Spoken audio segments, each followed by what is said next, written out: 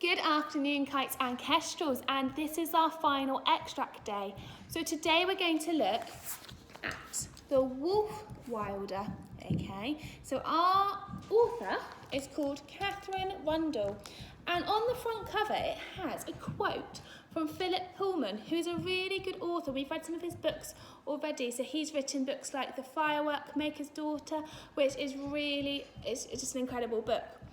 So, let me begin. A note on wolf wilders. Wolf wilders are almost impossible to spot. A wolf wilder is not like a lion tamer, nor a circus ringmaster. Wolf wilders can go their whole lives without laying eyes on sequins. They look more or less like ordinary people. There are clues. More than half are missing a piece of finger, a lobe of an ear or toe or two. They go through clean bandages the way other people go through socks. They smell very faintly of raw meat. In the western wild part of Russia, there are gangs of wolf merchants who hunt newborn pups. They snatch them, still wet and blind, and carry them away in boxes, selling them to men and women who live elegant lives in thick carpeted houses in St. Petersburg. A wolf pup can fetch 1,000 rubles, a pure white one as much as twice as that. A wolf in the house is said to bring good fortune, money and fame. Boys with clean noses and girls without pimples. Peter the Great had 7 wolves, all as white as the moon. The captured wolves wear golden chains and are taught to sit still while people around them laugh and drink and blow cigar smoke into their eyes. They are fed caviar, which, quite reasonably, they find disgusting.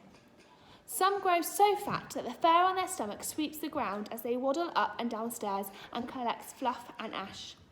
But a wolf cannot be tamed in the way a dog can be tamed, and it cannot be kept indoors. Wolves, like children, are not born to lead calm lives. Always the wolf goes mad at the imprisonment, and eventually it bites off and eats a little piece of someone who was not expecting to be eaten. The question then arises, what to do with a wolf? Aristocrats in Russia believe that the killing of a wolf brings a unique kind of bad luck. It is not the glamorous kind of bad luck, not runaway trains and lost fortunes, but something dark and insidious. If you kill a wolf, they say your life begins to disappear. Your child will come of an age on the morning that the war is declared. Your toenails will grow inwards and your teeth outwards, and your gums bleed in the night and stain your pillow red. So the wolf must not be shot, nor starved. Instead, it is packed up like a parcel by nervous butlers and sent away to the wolf wilder. The wilder will teach the wolves how to bold again, how to hunt and fight, and how to destruct humans. They teach them how to howl, because a wolf who cannot howl is like a human who cannot laugh. And the wolves are released back onto the land that they were born on, which is as tough, as alive as the animals themselves. Chapter 1. Once upon a time, 100 years ago, there was a dark and stormy girl. The girl was Russian, and although her hair and eyes and fingernails were dark all of the time, she was stormy only when she thought it was absolutely necessary, which was fairly often. Her name was Fedora. She lived in a wooden house made of timber taken from the surrounding forest. The walls were layered with sheep's wool to keep out the Russian winter, and inside was lit with hurricane lamps. Faye had painted the lamps every colour of her box of paints, so the house cast out light into the forest in reds and greens and yellows. Her mother had cut and sanded the door herself, and the wood was 8 inches thick. Faye had painted it snow blue. The wolves had added claw marks over the years, which helped dissuade unwelcome visitors. It all began, all of it, with someone knocking on the snow blue door. Although knocking was not the right word for this particular noise, Faye thought. It sounded as though someone was trying to dig a hole through the wood with their knuckles. But any knocking at all was unusual. Nobody knocked. It was just her and her mother and the wolves. Wolves do not knock. If they want to come in, they come in through the window, whether it's open or not. Faye put down the skis she was oiling and listened. It was early and she was still wearing her nightdress. She still had no dressing gown, but she pulled on the jumper that her mother had knitted, which came down to the scar on her knee, and ran to the front door. Her mother was wrapped in a bearskin housecoat, just looking up from the fire she had been lighting in her sitting room. "I'll do it!" Faye ran past to answer the door. It was stiff. Ice had sealed the hinges. Her mother grabbed her at her. "Wait, Faye!" But Feo had already pulled the door open, and before she could jump back in, it slammed inwards, catching the side of her head. Ah! Feo stumbled and sat down on her own ankle. She said a word that made a stranger pushing his way past her raise his eyebrows and curl his lip. The man had a face made of right angles, a jutting nose, and wrinkled in angry places, deep enough to cast shadows in the dark. Where is Marina Petrovich? He shoved past her down the hall, leaving a trail of snow. Feo got to her knees and then lurched back as two more men in grey coats and black boots marched past her, missing her fingers by inches. Move, girl! They carried between them, slung by its legs, the body of a young elk. It was dead and dripping blood. Wait, said Feo. Both wore the tall furry hats of the Tsar's Imperial Army and exaggeratedly official expressions. Feo ran after them. She readied her elbows and knees to fight. The two soldiers dropped the elk on the rug. The sitting room was small, and the two young men were large and moustached. Their moustaches seemed to take up most of the room. Up close, they looked barely more than 16. But the man with the door-beating fist was old, and his eyes were the oldest thing about him. Feo's stomach bunched up under her throat. The man spoke over Feo's head to her mother. Marina Petrovich, I'm General Rakov. What do you want? Marina's back was against the wall. I am commander of the Tsar's Imperial Army for the 1,000 miles south of St. Petersburg, and I'm here because your wolves did this, he said. He kicked the elk. Blood spread across his brightly polished shoe. My wolves! Her mother's face was steady, but her eyes were neither calm nor happy. I do not own any wolves. You bring them here, said Rakov.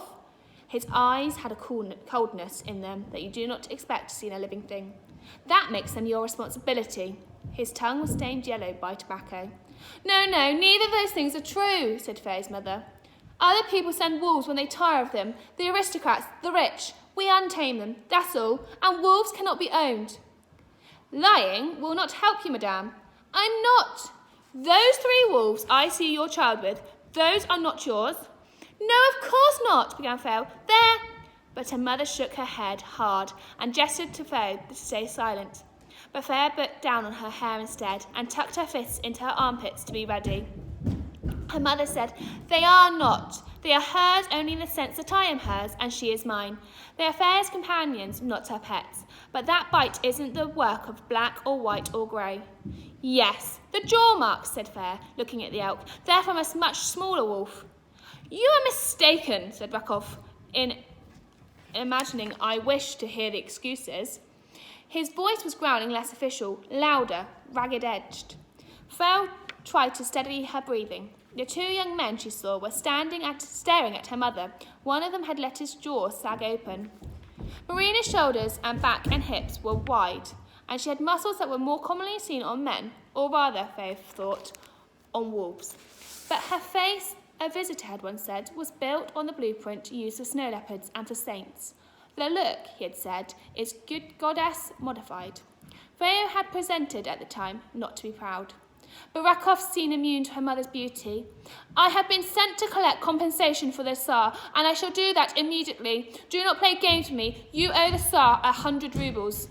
I don't have 100 rubles, and I am not. Rakov slammed his fist against the wall. He was surprisingly strong for so old and shriveled man, and the wooden wall shuddered. Woman, I have no interest in protest or excuses. I have been sent to arrest obedience and to order from this godforsaken place. He glanced down at a red-speckled shoe. The Tsar's reward success. Without warning, he kicked the elk so hard that its legs failed, and Feo let out a hiss of horror. You, he crossed to her, leaning down until his face, veined and yellow with tobacco, was inches from her. If I had a child with a stare as insolent as yours, she would be beaten. Sit there and keep out of my sight. He pushed her backwards and across the hanging from his neck caught in Feo's hair. He tugged it away viciously and passed the door back into the hall. The soldiers followed him. Marina signalled to Feo to stay, the same hand gesture they used for wolves, and ran after them. Feo stood in the doorway without waiting for the buzzing in her ears to die away. Then she heard a cry and something breaking, and ran, skidding down the hall in her socks. Her mother was not there, but the soldiers had crowded into Feo's bedroom, filling her room with their smell. Feo flinched away from it. It was smoke, she thought, a year's worth of sweat and unwashed facial hair.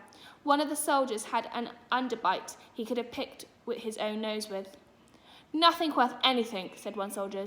His eyes moved across her reindeer skin bedspread, the hurricane lamp, and came to rest on her skis, leaning against the fireplace. Freya ran to stand protectively in front of them. These are mine, she said. They're nothing to do with the Tsar. I made them. It had taken a whole month for each ski, whittling them every evening and soothing them with grease. Freya gripped one in both fists like a spear. She hoped the prickling in her eyes was not visible. Get away from me. Rakov smiled, not sweetly. He took hold of Freya's lamp, held it up to the morning light. Freya grabbed at it. Wait, said Marina. She stood in the doorway. There was a bruise on her cheek that had not been there before. Can't you see this is my daughter's room? The young men laughed. Rakov did not join in. He only stared at them until they turned red and fell silent. He crossed to Freya's mother, studied the dark mark on her cheek. He leaned forwards until the tip of his yellow nose was touching her skin and sniffed. So, I'm going to stop there. There's a few more pages, but if you have enjoyed listening to this story so far, I think we've got it in Kite's classroom. So please let me know your feedback and we might be able to have it as our next class read. So let us know. Have a great weekend. Bye.